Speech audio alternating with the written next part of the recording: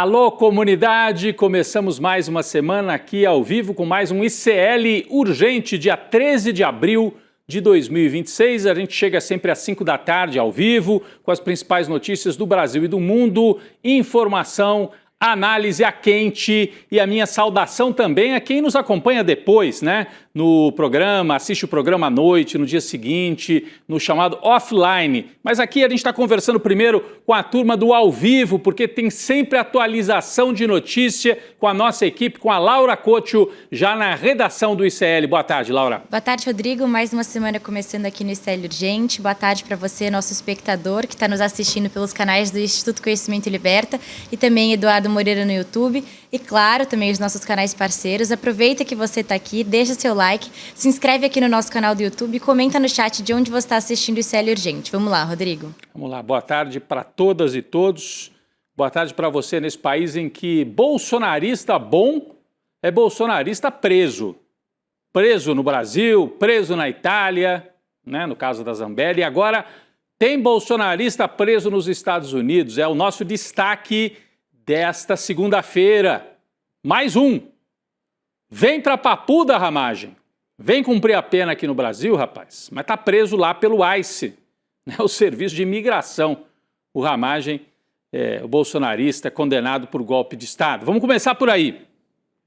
O ex-deputado federal Alexandre Ramagem foi preso hoje pelo Serviço de Imigração e Controle de Aduanas nos Estados Unidos, o famoso ICE.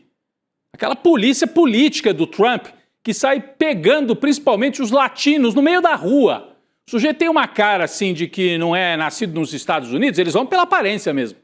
Prende. Prende primeiro. Sabe, aqui no Brasil ainda tem, né? Prende para averiguação. Tá vadiando aí, meu filho? Dá o documento. O Ramagem foi para os Estados Unidos achando que lá estaria livre, leve e solto, né? Amigo do Trump. Mas não foi isso que aconteceu. O Ramagem estava foragido desde setembro de 2025. Ele deixou o Brasil depois de ser condenado pelo STF naquele primeiro grupo dos condenados, né, o núcleo crucial do golpe de Estado, pela participação na trama golpista. E agora ele aparece aqui. Olha só, gente. Esse documento que está na tela é o documento oficial do ICE, o Serviço de Imigração lá dos Estados Unidos. Alexandre Ramagem Rodrigues, país de nascimento Brasil. Situação, sob custódia do ICE. Claro, a gente traduziu a página, mas é a página oficial do ICE, já constando a prisão do elemento, como eles dizem, né?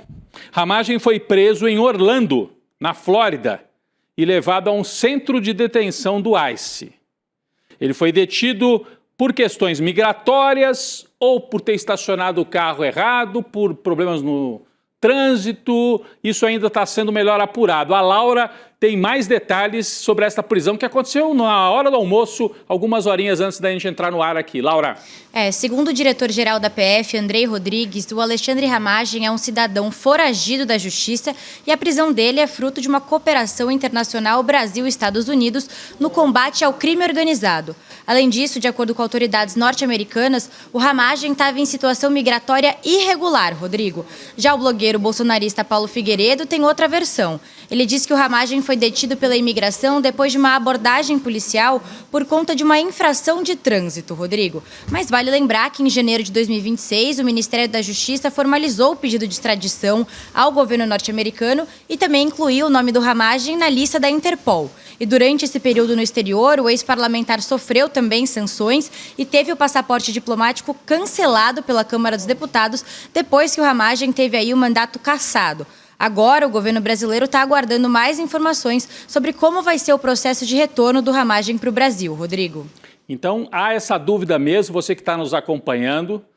Foi uma prisão pedida pelas autoridades brasileiras e daí a polícia dos Estados Unidos foi lá, descobriu o Ramagem e prendeu? Ou foi algo casual? Ele cometeu uma infração de trânsito, como diz o Paulo Figueiredo? Paulo Figueiredo é o amigo do Eduardo Bolsonaro, que também mora lá nos Estados Unidos, é neto do ditador João Figueiredo, né?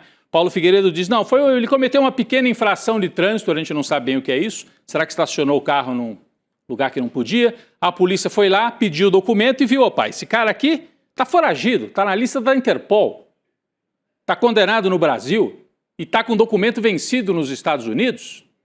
Aí prendeu, levou para a cadeia. O que é irônico nessa história aqui é que os bolsonaristas defendem a política do ICE. Defendem, porque eles batem até continência para a bandeira dos Estados Unidos. Acham bonito prender imigrante, barbarizar a polícia, sair caçando as pessoas no meio da rua. Aí eles aplaudem. Porque um sujeito como esse acha que com ele não vai acontecer. Ah, não, comigo o ICE vai logo perceber que eu sou amigo do Trump e não vai me prender. Está preso. A dúvida, será que o Eduardo Bolsonaro e o Paulo Figueiredo vão se mover, vão atuar junto às autoridades lá trumpistas para tentar livrar o Ramagem? É possível. É possível. De qualquer maneira, sofre um desgaste. Imagine o susto do sujeito que está lá escondido, participando inclusive de lives, de eventos lá nos Estados Unidos, um condenado pela justiça brasileira, um golpista, um criminoso, porque a palavra é essa, um criminoso condenado, de repente a polícia dos Estados Unidos prende o sujeito. Bom, antes de ser preso, o Ramagem se vangloriava de estar seguro nos Estados Unidos, que nem a Carla Zambelli, que falou, eu vou para a Itália porque lá ninguém põe a mão em mim. Dançou, está presa e aguardando a hora de ser extraditada para o Brasil. Numa entrevista para o blogueiro Alan dos Santos em novembro do ano passado, olha só o que o Ramagem falou. Está aqui no telão, abre aspas. É lógico que eu não ia ficar no Brasil com as minhas filhas me vendo ser preso sem ter cometido crime nenhum e sofrendo diante de uma ditadura. Hoje estou seguro aqui nos Estados Unidos com a anuência do governo americano. Ele é policial de carreira, ex-deputado federal e, inclusive, comandou a ABIN, no governo Bolsonaro. Ele chama o Brasil de ditadura. E os Estados Unidos, hein? Esse regime que prende as pessoas por suspeita no meio da rua, polícia política. Qual o nome que se dá a isso lá nos Estados Unidos? Ele achou que lá ele estava seguro. E, por ironia do destino, é lá que ele acaba preso. Alexandre Ramagem. A gente recuperou aqui algumas postagens recentes do Ramagem, nesse período em que ele achava que estava livre, leve e solto nos Estados Unidos. Inclusive, essa aqui, ó. Durante aquele evento conservador lá da CEPAC nos Estados Unidos, o Ramagem encontrou lá o Flávio Bolsonaro, candidato a presidente. Não sei se a gente consegue rodar esse vídeo, nós temos a foto aqui. A gente tem, é isso mesmo, tá aqui, ó. É de algumas semanas atrás. Tá aí, ó, o preso pelo ICE abraçando Flávio e Eduardo Bolsonaro, mostrando a foto, todo orgulhoso, de terno e gravata, achando que não corria risco. Isso aqui foi nos Estados Unidos. É uma das últimas postagens do Ramagem que a gente recuperou na página dele. Ele com o Flávio Bolsonaro. Olha lá. O bonitão foragido, preso nos Estados Unidos. Preso agora, né? No dia ele estava até dando entrevista, falando no evento da CEPAC, etc. Essa é uma postagem. A outra postagem, o Ramagem ironiza o Alexandre de Moraes e faz esse repost no antigo Twitter, o X. Ele põe o Alexandre de Moraes atrás das grades, o Xandão. É uma repostagem do Jason Miller. Alexandre Ramagem repostou no dia 31 de março, que é o dia da implantação da ditadura militar no Brasil, em 64. Ele fez aqui esse post engraçadinho, com o Xandão preso. Só que quem está preso é ele, lá no ICE. Vamos ver até quando. E teve também um repost, que é o terceiro que eu separei aqui, eu pedi para a nossa equipe separar, ele reposta um texto do Eduardo Bolsonaro. Os três aqui na fotografia, dá uma olhada nos Estados Unidos. Dudu Bananinha, Alan dos Santos e Ramagem. Os três extremistas foragidos nos Estados Unidos. Três que têm que acertar as contas com a justiça brasileira. O Eduardo Bolsonaro postou assim, não podemos retornar à nossa pátria, mas ao menos estamos livres, em comum, seguir lutando por liberdade, Alan e delegado Ramagem. Só que não, Agora já tem um deles preso. Vai chegar a vez do Alan dos Santos? Outro dia um jornalista de direita que era sócio do Alan dos Santos acusou o Alan dos Santos de ter roubado equipamentos. Eles tinham uma sociedade. Eles tinham lá um negócio chamado Timeline, que é um canal aí de direita. O Lacombe, que é um jornalista de direita, rompeu com o Alan dos Santos e disse... Ele ficou com meus equipamentos, com as minhas câmeras, até a mesinha do estúdio, ele ficou. Será que roubou? Rapaz, bom, Essa também é uma postagem recente em que o Eduardo louvava o fato, ao menos estamos livres. Não estão mais, pelo menos um deles já está preso e, ironicamente, preso não pelo golpe de Estado, por enquanto, mas preso por irregularidades perante o ICE, que é essa polícia política lá dos Estados Unidos. Vamos acompanhar, a qualquer momento trazemos atualizações sobre esse caso. Repito, a família Bolsonaro vai tentar ajudar o Ramagem, vai tentar mexer ali nos bastidores para tentar soltá-lo, se puder, né? Se tiver uma brecha para o Trump mandar soltar o Alexandre Ramagem. Como está virando um regime ditatorial lá, é capaz que venha uma ordem de cima e solta. Ah, manda soltar, isso aí, amigo. Manda soltar. É assim que funciona em regime autoritário, né? E lá está virando um regime francamente autoritário. Bom, seguindo na editoria da trama golpista, né? A Polícia Militar de Brasília expulsou hoje 5 coronéis que foram condenados por omissão durante aqueles ataques no 8 de janeiro de 2023. O documento foi publicado hoje no Diário Oficial lá do Distrito Federal. A medida cumpre decisão do ministro Alexandre de Moraes. O magistrado determinou que a PM declarasse a perda dos cargos desses oficiais. Nós temos os 5 aqui na tela para colocar. São 5 PMs que deveriam ter comandado e evitado a invasão dos prédios públicos, mas aparentemente foram condenados por isso, né? Facilitaram o quebra-quebra no 8 de janeiro. Fábio Augusto Vieira, que era o comandante-geral da PM do Distrito Federal. Klepter Rosa Gonçalves, subcomandante. Jorge Eduardo Neime, ex-comandante do Departamento de Operações da PM, lá do Distrito Federal. Paulo José Ferreira, chefe interino. E Marcelo Casimiro, ex-comandante do 1º Comando de Policiamento Regional lá do Distrito Federal. Então, os 5 aí, além de condenados, perdem os cargos, perdem a farda, perdem o soldo. Pelo menos a gente entende que deveria ser assim, né? Será que o soldo eles vão conseguir manter? Depois vão acompanhar. Os coronéis tiveram pena fixada em 16 anos de prisão pelos crimes de tentativa de abolição violenta do Estado Democrático de Direito, golpe de Estado, dano qualificado, grave ameaça contra o patrimônio da União, deterioração do patrimônio tombado.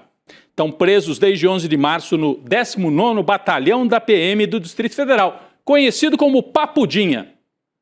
Então esses 5 aí são vizinhos, eram, né, do Jair Bolsonaro, que era onde o Jair Bolsonaro estava preso, na Papudinha.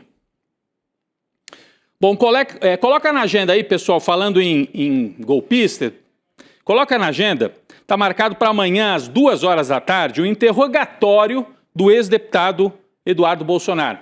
A gente mostrou ele agora há pouco ao lado do Ramagem, e amanhã é o interrogatório dele perante o Supremo Tribunal Federal.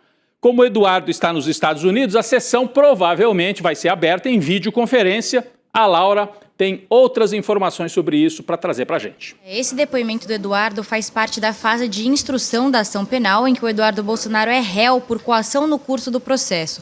O filho 03 do Bolsonaro tentou atrapalhar o andamento do julgamento da trama golpista, no qual Jair Bolsonaro foi condenado. Na denúncia da PGR, o Eduardo é acusado de tentar beneficiar o ex-presidente e também de articular medidas contra o Brasil nos Estados Unidos, como a imposição de tarifas ao Brasil e também retaliações a autoridades, entre elas ministros do Supremo, inclusive. Vale ressaltar que a presença do réu Eduardo não é obrigatória no interrogatório e, como o ex-deputado não indicou nenhum advogado, a defesa nesse processo está sendo realizada aí pela Defensoria Pública da União. Rodrigo. É isso. Muito provavelmente vão abrir a câmera e não vai aparecer ninguém, porque o Eduardo é covardão, né? E, pelo jeito, vai ser condenado à revelia, como se diz na linguagem judicial. A revelia.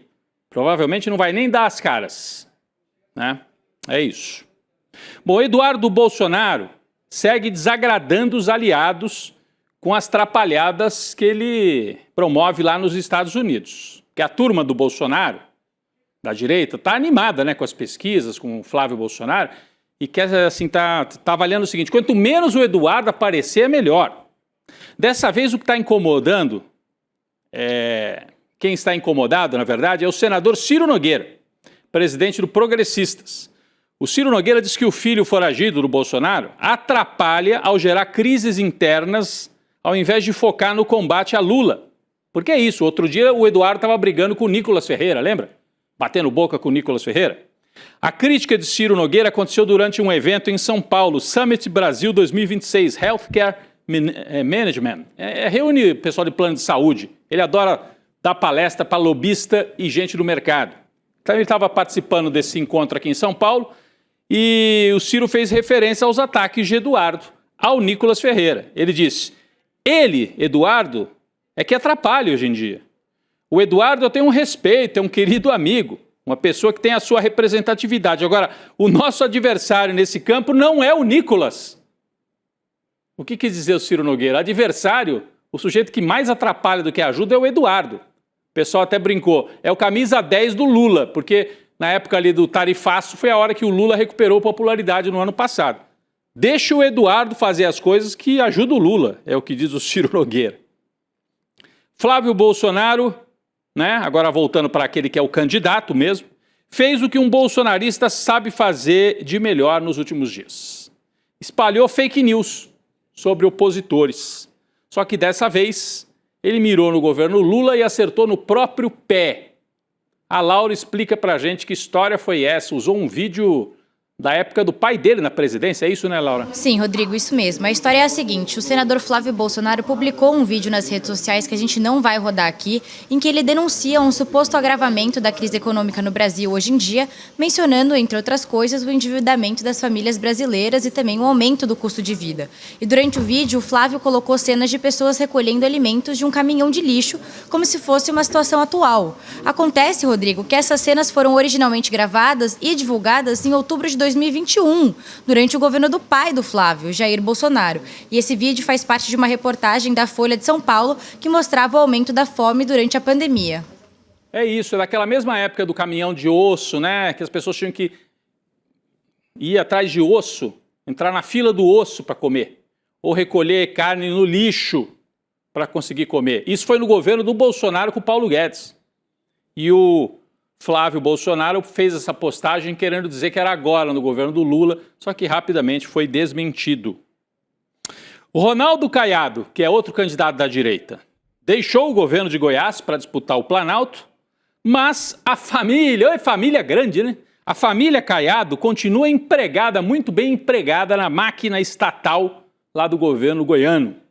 De acordo com o jornal Folha de São Paulo, pelo menos 10 parentes do governador estão em cargos comissionados, aqueles cargos que o sujeito não é que ele prestou um concurso, ele foi nomeado, porque é amigo. Laura, conta melhor pra gente essa história. Rodrigo, na folha de pagamento do estado de Goiás aparecem nada mais, nada menos do que 50 caiados entre parentes do ex-governador e outras pessoas. E somadas, essas remunerações passam de R$650 mil por mês. Esse grupo de pessoas conta com servidores, aposentados, pensionistas e comissionados. E se a gente considerar familiares com outros sobrenomes do caiado, a lista cresce ainda mais. A Folha de São Paulo, porém, filtrou aí 10 parentes comissionados, que, como você explicou, Rodrigo, são funcionários nomeados livremente por uma autoridade, sem a necessidade de um concurso público. E desses 10 nomes identificados pela reportagem, 9 são primos do caiado e um é marido de uma prima do ex-governador. Um destaque aí para o Adriano Rocha Lima, que é primo do caiado e assessor na Secretaria de Relações Institucionais e também é cotado para ser vice na chapa do atual governador de Goiás, o Daniel Vilela, do MDB. De acordo com juristas, esses casos apurados pela Folha entram em brechas na lei do nepotismo, mas é possível sim questionar o comportamento na justiça, Rodrigo. Os juristas dizem, tem umas brechas, porque existe uma lei do nepotismo proibindo você nomear parente direto da autoridade. Mas tem brecha. O sujeito tem grande conhecimento nessa área, nomeia. Não é o governador que está nomeando diretamente, é um subsecretário, não sei de onde, nomeia. E com isso, tem 10 caiados se aproveitando ali do dinheiro público em Goiás. É essa turma que fala em privatizar, em diminuir o tamanho do Estado, mas vivem pendurados no Estado. Família Caiado. Uma vez eu fui lá no estádio, lá em Goiânia, o Serra Dourada, e fui olhar lá, o ex-governador que inaugurou e tal. Era parente, o Caiado é a terceira, quarta geração de políticos lá em Goiás. O avô dele já estava na inauguração do estádio. Então é uma família de gente pendurada no estado de Goiás. Assim como a família Bolsonaro é pendurada no estado do Rio de Janeiro e depois no Brasil, Fizeram carreira, nunca trabalharam, a não ser com a fábrica de chocolate, com a loja de chocolate, nunca trabalharam fora do setor público. Não teria problema, porque muita gente séria trabalha no setor público, professor, policial, assessores legislativos que trabalham seriamente, não tem problema. Agora o sujeito fala mal do Estado e pendura a família inteira no Estado. Caiado fez isso, Bolsonaro também faz isso. O Ronaldo Caiado afirma que todas as contratações foram previamente analisadas pela Procuradoria-Geral do Estado. Tá bom, Caiado? Valeu. Vamos falar de mais uma pesquisa que saiu nesse fim de semana mostrando como a disputa está acirrada para presidente no Brasil. Olha só, pessoal. Segundo turno entre Lula e Flávio Bolsonaro, um empate quase absoluto. Nós temos os números aqui, vamos colocar primeiro os números de segundo turno. E pela primeira vez, o Flávio aparece numericamente um pontinho na frente do Lula. 46 Flávio, 45 Lula. O que é um empate, né? Porque a margem de erro é 2 para lá, 2 para cá. É empate. Mas é um empate que mostra como o Lula enfrenta dificuldades nesse momento. A gente tem também o cenário de primeiro turno. No primeiro turno, o Lula está na frente. Vamos colocar aqui cenário de primeiro turno. Segundo o Datafolha, Lula, 39%, Flávio, 35%, Caiado, esse dos parentes, 5%, Romeu Zema, 4%, e tem os outros menores aí que nem aparecem nesse cenário. Eu queria falar rapidamente sobre isso. O Lula, no segundo turno, podemos voltar para aquele segundo turno, para aqueles números anteriores, por favor? No segundo turno contra o Flávio tem empate. E o quadro não é fácil para o Lula, porque se fosse o Zema contra o Lula, também teria empate. Lula 45, Zema 42. Com o Caiado, Lula 45, Caiado 42. O que mostra que o Lula está com um teto de 45%. É possível ganhar com esse teto? É. Mas está ficando perigoso para o Lula. A aprovação ao governo caiu, a rejeição ao Lula é maior do que a rejeição ao Flávio Bolsonaro. Eu sei, muita gente vai dizer, a campanha nem começou ainda, o Flávio Bolsonaro ainda não foi exposto, os casos, né, que a gente conhece e tal. Isso vai acontecer, mas não basta diminuir o Flávio Bolsonaro, o Lula precisa melhorar. E aí tem a questão do endividamento das famílias, segundo todos os analistas, é isso que está deixando um certo mau humor na população. O desemprego está baixo, as pessoas têm trabalho, mas tem uma renda que às vezes não dá para chegar até o fim do mês. Por quê? Endividamento, muitas vezes causado pelas bets, pelas apostas, principalmente na baixa renda. Por isso que o Lula está falando duas coisas: combater as bets e liberar dinheiro do fundo de garantia para as pessoas pagarem suas dívidas. Bom, e quem não tem fundo de garantia, como é que faz? Uma boa parte do povo trabalhando como PJ, MEI, autônomo. Como é que vai fazer? Então, tem um mal-estar econômico, apesar de desemprego baixo, de inflação baixa, né, e do país crescendo relativamente bem. Então, o Lula não está conseguindo obter aqueles resultados que ele obteve no primeiro e no segundo mandatos. Ainda tem todas as condições de ganhar, mas o sinal amarelo está aceso nesse momento na campanha do Lula. Inclusive, uma semana decisiva no Congresso para o governo, hein? O Legislativo deve discutir 2 projetos fundamentais para o Lula nos próximos dias: o fim da escala 6x1 e a regulamentação dos aplicativos de transporte. Demorou, hein? Está chegando no último ano desse mandato, mas está chegando. Laura Couto tem outras informações. Rodrigo, essa pode ser a semana mais importante para a campanha eleitoral do Lula. O PL dos aplicativos, né, o projeto de lei dos aplicativos de transporte, vai ser discutido amanhã. O texto determina mudanças nos direitos dos trabalhadores de aplicativo e também nas obrigações das plataformas. Só que a última versão do documento, que é relatado pelo deputado Augusto Coutinho, do Partido Republicanos, é totalmente contra o trabalhador. O texto foi modificado e concede aí às empresas o direito de uma taxa de até 30% do valor das corridas e também define os trabalhadores como autônomos, ou seja, sem um vínculo de emprego com a empresa. Já na quarta-feira, a Comissão de Constituição e Justiça da Câmara vai votar o parecer sobre a PEC do fim da escala 6x1. Além disso, o presidente da Casa, Hugo Mota, se comprometeu a acelerar a tramitação para votar o texto no plenário até o final de maio. Rodrigo. Sobre esse projeto dos aplicativos, os motoristas e entregadores se preparam para uma paralisação nacional e uma carreata em São Paulo, porque do jeito que está o projeto, com esse relator aí, mudou tudo, os motoristas não estão gostando. Porque na verdade não vai melhorar a vida dos motoristas e entregadores por aplicativo. Tem que protestar e tem que arrancar uma lei melhor, né? Pessoal, dança das cadeiras no governo. O presidente Lula demitiu hoje o presidente do INSS, Gilberto Waller Jr. Ele havia assumido a presidência do órgão em 30 de abril do ano passado, em meio ao escândalo envolvendo fraudes bilionárias. Mas, assim, ele não tem nada a ver com as fraudes, ele veio depois, justamente para limpar a imagem do INSS. Mas está com outro problema no INSS, represamento de benefícios. Demora demais para conceder benefício, né? Bom, foi nomeado para o lugar do Gilberto Waller a servidora de carreira Ana Cristina, nomeada, né? Ana Cristina Viana Silveira. Em nota, o Ministério informou que Ana Cristina assume com a missão de acelerar a análise de benefícios e simplificar processos internos. Demora demais. Pergunta para alguém que precisa do benefício. Está demorando, tem uma fila. Tem que andar. Isso é outra coisa que está gerando mal-estar entre a população que mais precisa. Baixa renda, média renda. Trocando, então, a presidência do INSS. Pessoal, vamos para o noticiário internacional, importantíssimo hoje. Trump reafirmou as críticas ao Papa Leão XIV. Só faltava essa. O Trump brigando com o Papa. Ele disse que o Papa está errado em questões de lei e ordem. Bom, o Papa não é policial, né, Trump? Tudo começou neste domingo, quando o presidente dos Estados Unidos disse que não quer um Papa que ache tudo bem o Irã ter uma arma nuclear. Mas quem é o Trump para querer um Papa, não querer um Papa? Que eu saiba, ele nem é católico. Ele é protestante, né?